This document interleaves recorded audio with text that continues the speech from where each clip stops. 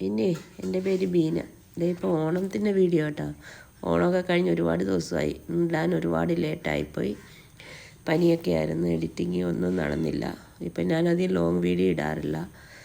പല കാരണങ്ങൾ കൊണ്ടും അത് മുടങ്ങി പോകാറുണ്ട്. വീഡിയോ എടുക്കാൻ പറ്റുന്നില്ല. മഴയൊക്കെ ആയതുകൊണ്ട് എനിക്ക് കൂടുതൽ വീഡിയോ ഒന്നും എടുക്കാൻ പറ്റുന്നില്ല. അതുകൊണ്ട് അതുകൊണ്ട് ഓണത്തിൻ്റെ അന്നത്തെ വീഡിയോ ഇത്. തിരുവോണത്തിൻ്റെ എൻ്റെ അച്ഛൻ്റെ മരിച്ചിട്ട് ഒരാണ്ട് കഴിഞ്ഞിട്ട് ആദ്യത്തെ ഓണം. ഞങ്ങൾക്ക് കഴിഞ്ഞ വർഷം ഓണം ഇല്ലായിരുന്നു. അതുകൊണ്ട് അച്ഛൻ ഊണൊക്കെ വെച്ചിട്ടുണ്ട്. അമ്മ വന്നിട്ടുണ്ടായിരുന്നു നാട്ടിൽ. ഭഗവാന് ഊണ് വിളമ്പും. നമ്മുടെ നാട്ടിലൊക്കെ അങ്ങനെ ആയിരിക്കത്തില്ല. ആദ്യം ഭഗവാന് വിളമ്പും, പിന്നെ മരിച്ചവർക്ക് വിളമ്പും. അതൊക്കെ കഴിഞ്ഞിട്ടാണ് നമ്മൾ ഊണ് കഴിക്കുന്നത്. ഈ പ്രാവശ്യം ഞങ്ങളുടെ കുറച്ച് ജോലിക്കാരും ഉണ്ടായിരുന്നു. നമ്മുടെ കമ്പനിയിലെ ജോലിക്കാരും ഉണ്ടായിരുന്നു, മറാഠിയുള്ള. അവർക്കും ഊണൊക്കെ കൊടുത്തിട്ടുണ്ട്. അവരാദ്യമായിട്ട് കഴിക്കുക നമ്മുടെ ഈ ചോറ്. ഇത് അവർ ചോദിച്ച് ചോറാണോ ഒന്ന്, ബ്രൗൺ റൈസ് അവരാദ്യമായിട്ട് കഴിക്കുക. അവർ പച്ചരിച്ചോറല്ലേ കഴിക്കുന്നത്. പിന്നെ ഇത്രയും കറികളൊന്നും അവർക്ക് അറിയത്തുമില്ല. അപ്പം നമുക്ക് കടലപ്പായസമായിരുന്നു കേട്ടോ. അപ്പം എല്ലാം ഞാൻ തന്നെയാണ് ഉണ്ടാക്കിയത്. ചെറിയ ചെറിയ ചെറിയ സഹായങ്ങൾക്ക് അമ്മയുണ്ടായിരുന്നു. ഒരു പൈസയേ ഉള്ളായിരുന്നു. ഇത് മോരാ, വെച്ചമോരാ കേട്ടോ. ഇത് പുളിശ്ശേരി. എല്ലാത്തിൻ്റെയും ഒന്നും ഫോട്ടോ വീഡിയോ ഒന്നും എടുക്കാൻ എനിക്ക് പറ്റിയില്ല. പിന്നെ ഇത് പച്ചടി, പരിപ്പ്, പപ്പടം, സാമ്പാർ. ഇതൊക്കെ നമ്മൾ പാക്കറ്റിൽ വാങ്ങുമായിരുന്നു, പഴമൊക്കെ കേട്ടോ. ഇതൊന്നും ഉണ്ടാക്കാൻ എനിക്ക് അറിഞ്ഞൂടാ സത്യം പറഞ്ഞാൽ. ഇതൊക്കെ നമ്മൾ വാങ്ങി ഇങ്ങനെ ബാക്കി. പിന്നെ അതെ ഒരു ഊണ് കഴിക്കാൻ വന്ന് നമ്മൾ താഴെ ഈ പായൊക്കെ ഇട്ട് കൊടുത്തിട്ട് ഇലയൊക്കെ ഇട്ട്, ഇലയൊക്കെ നമ്മുടെ തന്നെ കേട്ടോ, ഫാമിൽ തന്നെ.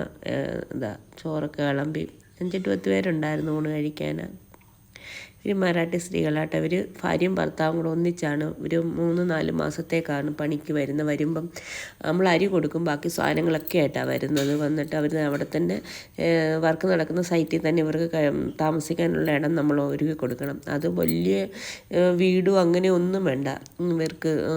നമ്മൾ ഷെഡ് അങ്ങനെയൊക്കെ മതി. അവരുടെ കാട്ടിൽ ഇവർ താമസിക്കുന്നത് തന്നെ കാട്ടിലാണ്. അപ്പം അവിടെ നിന്ന് വരുമ്പം അവർക്ക് കാട്ടിലിപ്പം മഴ സമയം ആയതുകൊണ്ട് ഇവർക്ക് ഒരുപാട് ഫുഡ് ഐറ്റങ്ങൾ കാട്ടിൽ നിന്ന് കിട്ടാറുണ്ട്. അവർ ഏറ്റവും കൂടുതൽ വാജി ഉപയോഗിക്കുന്നത് ഈ സമയത്ത് അത് തന്നെ. കാച്ചിൽ, ചേന, കാട്ടുചേന, അതൊക്കെ നമുക്ക് കഴിക്കുവാൻ ചൊറിയും, കഴിക്കും. പക്ഷെ അവരെന്തൊക്കെയോ ചെയ്തിട്ടാണ്. കാച്ചിലൊരു നമ്മുടെ നാട്ടിലെ കാച്ചിൽ പോലൊരു സാധനം കിട്ടും കേട്ടോ. പക്ഷേ നമ്മളത് കഴിക്കുമ്പം അത് ചുവയ്ക്കും. പക്ഷെ അവർ ചാരം ഇട്ടങ്ങണ്ട് കഴിയട്ട. പിന്നെ അത് കഴിഞ്ഞിട്ട് എൻ്റെ പിള്ളേർക്ക് ഊണ് വിളമ്പി കേട്ടോ. ഇത് വിളമ്പാൻ ഞാൻ കുറേ പാടുപെട്ടു. ഇവന്മാരെ ഇവിടെ തടഞ്ഞു നിർത്തിയേക്കുക. ഇവന്മാർക്ക് കഴിക്കാൻ അങ്ങോട്ട് വെച്ച ഉടനെ കമ്മത്തില്ലേ അതിന്. അവനാണെങ്കിൽ ഒരു കുരുടനുണ്ട്. അവനാ എല്ലാ ഇലയൊന്നും അവന് കഴിക്കണം. ഇങ്ങനെ നിൽക്കുന്ന പെണ്ണ് ഗർഭിണിയാട്ടോ. 3 പേർക്കും വിളമ്പി.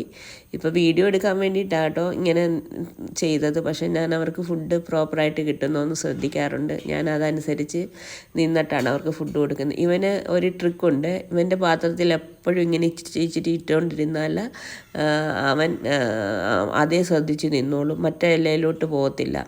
അങ്ങനെയാണ് ഞാൻ സാധാരണ ഫുഡ് കൊടുക്കുന്നത്. അല്ല പെൺപിള്ളേർക്ക് ഫുഡ് കൊടുക്കാൻ ഇവൻ സമ്മതിക്കത്തില്ല. ഇവന് ചോറെന്ന് പറഞ്ഞാൽ പ്രാന്ത. അത് ഡോ ഫുഡ് ഇവന് ഇഷ്ടമല്ല. പക്ഷേ ചോറിനകത്തിട്ട് കൊണ്ട് ഡോ ഫുഡ് കൊടുത്താൽ അവൻ കഴിച്ചോളൂ. അങ്ങനെ നമ്മൾ കഴിച്ചതണ്ടേ. പിന്നെ ഇവിടെ വെച്ച പെണ്ണിന് കൊടുത്തത്. അങ്ങനെ എല്ലാവരും ഫുഡൊക്കെ കഴിച്ചു. ഇവർ 3 പേരേ ഉള്ളായിരുന്നു. ഇത് കഴിഞ്ഞിട്ട് നമ്മൾ ഫാമിൽ പായസവും കൊണ്ട് പോകുന്നുണ്ട്. അവന്മാർക്കും ഓണമായിട്ട് നമ്മൾ ശർക്കര പുരട്ടിയും പായസമൊക്കെ ആയിട്ട് ഫാമിലോട്ടും പോകുന്നുണ്ട്. ഈ കുരുടൻ 3 ഇലയ്ക്കകത്തും ഫുഡ് കഴിച്ചിട്ടുണ്ട്. ഇതായിരുന്നു നമ്മുടെ ഓണാഘോഷം. എനിക്ക് ഏറ്റവും സംതൃപ്തി ഇവർക്ക് ഫുഡ് കൊടുത്തതാണ്. അങ്ങനെ